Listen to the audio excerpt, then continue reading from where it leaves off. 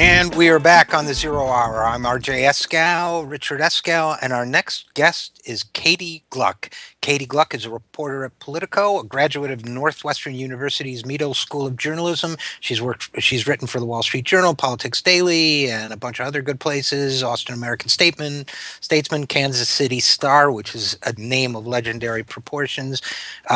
Katie, thanks so much for being with us. Hi, well, thanks very much for having me.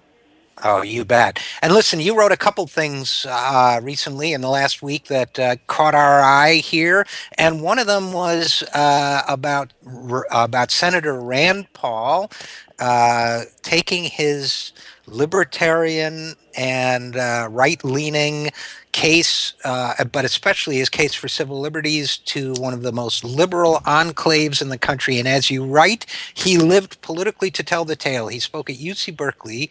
And could you tell us a little bit about that talk? Sure. Well, earlier this week, he was, probably among the only Republicans in recent memory who are, pretty clearly eyeing a presidential bid. Who took his message to one of the most traditionally liberal places in the country. Of course, that's Berkeley. And his speech actually went over quite well. He, for the most part, stuck to a very libertarian message, slamming NSA surveillance, slamming the CIA and other members of the intelligence community for the way that they have gone about allegedly collecting data. And that was a message that really resonated with the folks in the audience. Well, that's interesting because so few politicians in either party, frankly, are hitting this message, which seems to resonate with younger voters and younger people.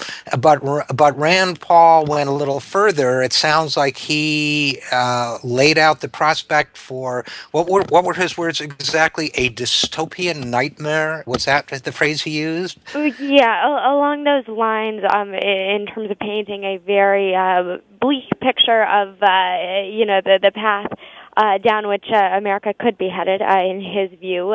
He was really using some pretty dark language as he described, what he sees as a really sweeping surveillance state. And he says that he's very concerned that, left unchecked, things are going to head down a dark path. So, that was really central to his speech. He's given this message in a number of different ways in a number of different venues, but this venue is particularly interesting because, as much as it was a libertarian message, he is certainly a Republican senator from a red state, going to one of the bluest states in the country and one of the bluest enclaves in one of the bluest states in the country. And, so it's just, very interesting that he would choose to go there and bring that message with him.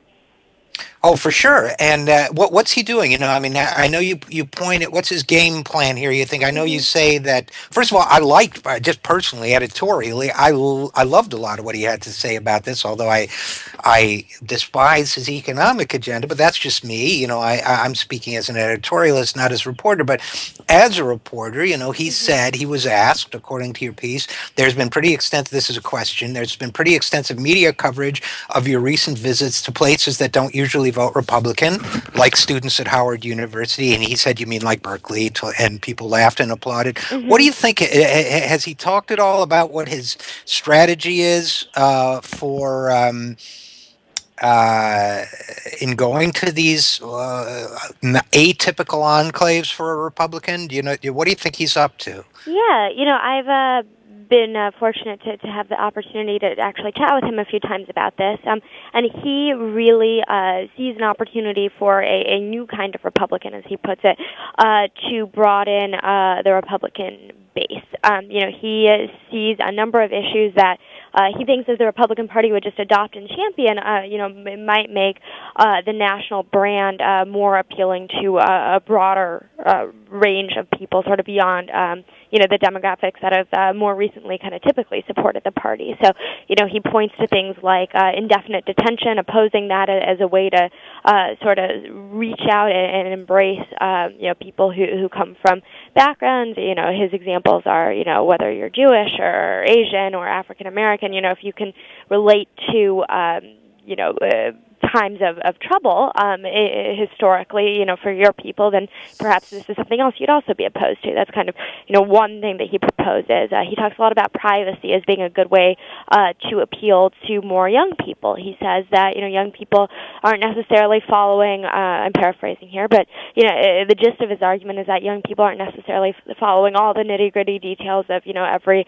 tax loophole debate, but, they do feel strongly about their cell phones and something with which they're familiar. And so that's another way that he's really tried to drive home his message in a personal way. Well, leaving aside the issue of whether he's right about young people's interests or whatever, he's clearly seeking to find common ground on these issues. But has he talked at all about his father's experience? Because his father, Ron Paul, of course, was a candidate for president a couple times, ran for the Republican nomination, and seemed to get how shall I put this, on the wrong side of the Republican establishment on national security issues, among other things. Has he talked about how he thinks he can avoid falling into the same trap? That is an issue, that I've asked him about. Many other reporters have asked him about it, and it doesn't appear to be a subject into which he has so far waded too deeply, aside from, his camp sort of stressing that, while he certainly respects his father, he's also very much his own person, which is, something you hear from a lot of politicians who have relatives who are also kind of in the family business. Everyone from Jimmy Carter's grandson who's running for governor in Georgia, over to Rand Paul. So that's something you hear a lot from people who are kind of the offspring of well-known other kind of political types. But it's a good point that you raised, because he's going to be walking a number of tightropes should he decide to run for president in 2016. And one of those is certainly going to be the question of how can he ensure that he maintains that level of excitement among young people, or some corners of young voter blocks, and among others who are more libertarian, or excited about him, or excited about his dad, while at the same time being perceived as an acceptable, viable option to the Republican establishment. All right. Well, now, Katie, I'm going to ask you a question that I'll just tell you in advance. You could say, hey, look, I'm a working reporter. I'm not going to answer that question. But I'll throw it at you anyway, and you can decide. Okay. Now, I've dealt with and interviewed people that I strongly disagree with, people that I agree with. Sometimes I like the ones I disagree with, don't like the ones I agree with, whatever. So question number one, do you like Rand Paul? That's a funny question. Sure I have been fortunate enough to get to speak with him a number of times, and grateful for that opportunity. And we've always had interesting conversations, and that has unfolded. Nice answer. Okay. The other, you think he's intelligent? He is a candidate that, he's a lawmaker and a potential candidate who, he himself has said, the odds are about 50-50 that he may run for president. But either way, clearly in the national eye, clearly there's a lot of buzz about him, and he's getting attention in circles that have traditionally not been receptive at all to Republicans. And he, as you noted, is going to some of these communities where, that may not have seen too many Republican lawmakers in quite a while. And so I think he is emerging as certainly a very interesting lawmaker to keep an eye on as we get closer and closer. And it's already 2014, so we are not too far away from the presidential cycle heating up. And so definitely a fascinating one to keep your eye on. Deftly handled, may I say. And I apologize. I just couldn't resist asking. I was just curious. Really, you know how that is. We ask for a living. Sure. Now let me switch to a different topic for a second. You also wrote that the Department of can we talk about Ted Cruz for a second? Sure. Because I'll tell you, and I'll try to make it up to you slightly, get you for what I just did to you by saying, I like Rand Paul a lot better than I like this guy. Okay, Ted Cruz, and that's again, that's me. That's not you. You got to work with these guys. The Department of Justice has denied. This is you writing. The Department of Justice has denied Senator Ted Cruz's request for a special prosecutor to probe allegations that the IRS targeted conservative groups. Really? So, does Ted Cruz have anything else to offer in his campaign? Do you cover Ted Cruz regularly? Because at least I'll say this for Rand Paul: he's trying something different. He's reaching out to new audiences.